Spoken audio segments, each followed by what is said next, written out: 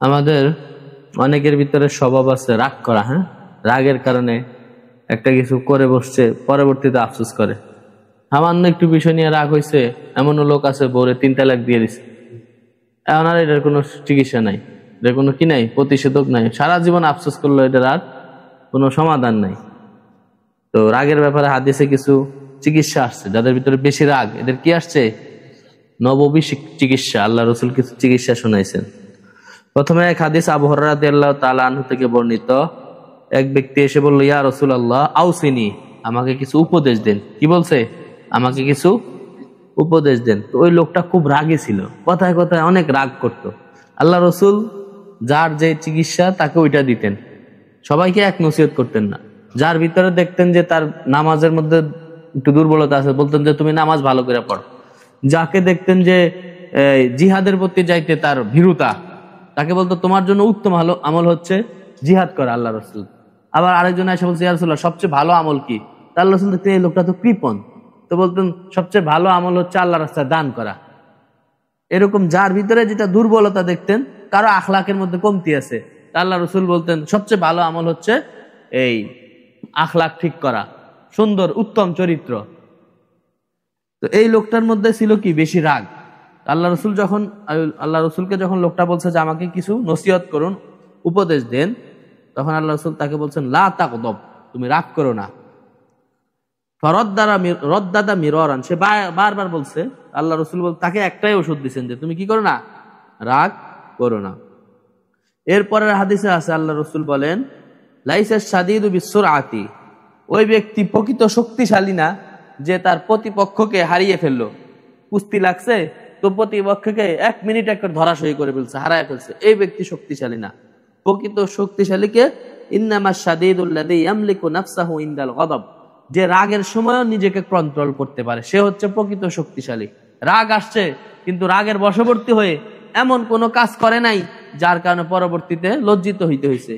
হ্যাঁ, সামনে একটা কাজ ছিল, রাগের চোটে ওই কাছের মধ্যে লাথি মারছে, পরে ব্যথা হয়েছে, কে কাছও ভাঙছে, নিজের পাও কাটছে। এই নিজের রাগ যে কন্ট্রোল করে, আল্লাহ রসুল বলেন সে হচ্ছে প্রকৃত বীর। সে কি? প্রকৃত বীর। এরপরের হাদিস আবু যর রাদিয়াল্লাহু তাআলা আনহু থেকে বর্ণিত। আল্লাহ রসুল বলেন, ইযা গাদিবা আহাদুকুম ওয়া হুয়া কাইমুন ফালিয়াজলিস, কেউ যদি রাগ আসে, খুব রাগ এসে গেছে কোনো কারণে, তো সে যদি দাঁড়ানো অবস্থায় ছিল, দাঁড়ানো অবস্থায় রাগ আসছে, তাহলে যেন বসে যায়। ফাইন যাহাবা আনহুল গযব, যদি রাগ চলে যায়, বসে গেছে পরে রাগ চলে গেছে, তাহলে তো ভালো। ওয়া ইল্লা ফালইয়াতজি, এরপরও যদি রাগ না যায়, তাহলে সে যেন শুয়ে পড়ে। সেজন্য কি করে? শুয়ে পড়ে। তাহলে দাঁড়ানো অবস্থায় রাগ আসছে, বসে যেতে হবে। বসা তারপরও রাগ কমে নাই, তো শুয়ে পড়ো। আরেক হাদিসে আসছে ইবনে আব্বাস রাদিয়াল্লাহু তাআলা আনহু থেকে বর্ণিত। আল্লাহ রসুল বলেন, আল্লিমু ওয়া বাশশিরু ওয়া লা তুআসসিরু, তোমরা মানুষদেরকে সুসংবাদ দাও, কঠিন ইসলামকে মানুষের কাছে কঠিন করে উপস্থিত করো না। হ্যাঁ, ইসলামকে মানুষের কাছে কঠিন করে উপস্থিত করো না, তাদেরকে শিক্ষা দাও, সুসংবাদ দাও। ওয়া ইযা গাদিবা আহাদুকুম ফালইয়াসকুত, যখন সে কারো রাগ আসে তখন যেন সাথে সাথে সে চুপ করে যায়, কারণ রাগের মাথায় কখন কি বলে ফেলে, এজন্য উচিত হলো চুপ করা। আরেক হাদিসে আছে ফালিয়াতাওয়াদ্দা, ইযা গাদিবা আহাদুকুম ফালিয়াতাওয়াদ্দা, যখন রাগ আসে তখন ওযু করে ফেলবে। রাগ আসলে কি করবে? ওযু করে ফেলবে। কারণ রাগ এটা হচ্ছে শয়তানের পক্ষ থেকে আসে। রাগ কোথা থেকে আসে? শয়তান। আর শয়তান খুলিকা মিনান নার, এটা তাকে আগুন থেকে সৃষ্টি করা হয়েছে। শয়তানকে সৃষ্টি করা হয়েছে আগুন থেকে। তো আগুন নেবানোর উপায় কি? পানি। তো ওযু করলে তার রাগ চলে যাবে, ওযু করলে রাগ চলে যাবে। অনেকে রাগ করে একেবারে মাদ্রাসা ছেড়ে দেয়। ওই যে সোয়াদের আব্বা সাইকেল কিনে দেয় নাই, 27 পারা কোরআনের হাফেজ, রাগ করে ব্যাস ছেড়ে দিছে পড়াশোনা। একটু রাগের কারণে পুরা জীবনের জন্য তার পড়াশোনা শেষ।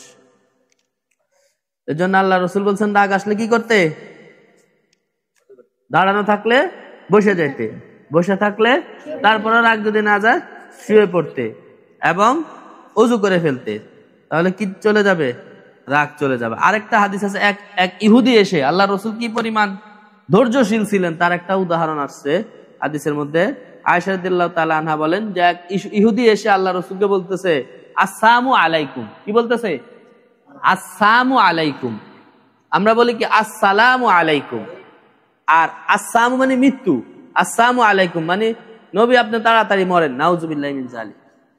এই কথা আয়েশা রাদিয়াল্লাহু তাআলা আনহা শুনছেন, উনি চেষ্টা গেছে, হ্যাঁ আল্লাহ রাসূল মরার বদদুয়া করস।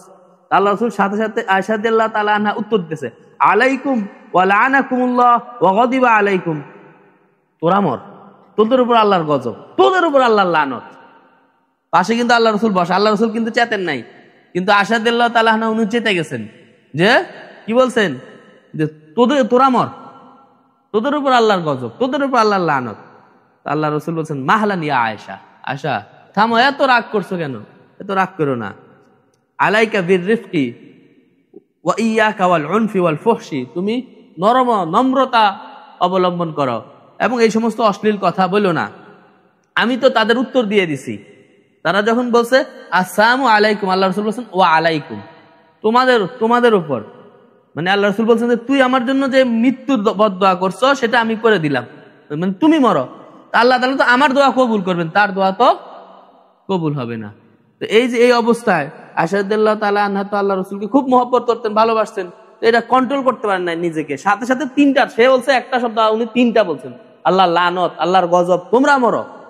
তো আল্লাহ আয়েশা রাদিয়াল্লাহু তাআলা আনহাকে আল্লাহ রাসূল শিক্ষা দিয়েছেন, না এত রাগান্বিত হইও না, আমি যে দোয়া করছি আমার এক দোয়াই ওদের জন্য যথেষ্ট, আমারটা কবুল হবে, ওদেরটা কবুল হবে না। তো যা আজকে আমরা তালিমে কি শিখলাম, রাগ আসলে রাগকে যে কন্ট্রোল করতে পারে সে হচ্ছে প্রকৃত বীর। রাগকে যে কন্ট্রোল করতে পারে সে হচ্ছে প্রকৃত বীর। এবং রাগ আসলে ওযু করে ফেলতে হবে, দাঁড়ানো থাকলে বসে যেতে হবে, তারপরেও যদি রাগ না কমে মনে থাকবে। আল্লাহ তাআলা আমাদেরকে আমল করার তৌফিক